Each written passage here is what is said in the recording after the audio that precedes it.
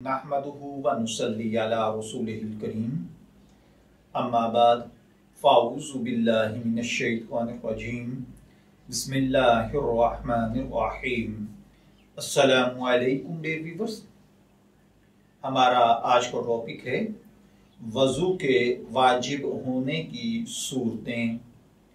ये मोहम्मद ताहिर साहब ने पूछा है कि वज़ू किन किन सूरतों में वाजिब होता है वो बता दीजिए, यानी कौन कौन सी इबादत हैं जिनके लिए वज़ू करना वाजिब है। तो मेरे भाइयों और बहनों, वज़ू के वाजिब होने के लिए सिर्फ दो इबादत ऐसी हैं जिनसे पहले वज़ू होना वाजिब है।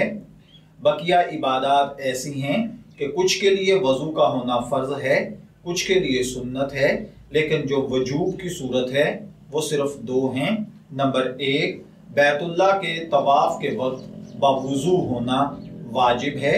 दूसरे नंबर पर कुरान पाक को छूने के लिए बावज़ू होना वाजिब है।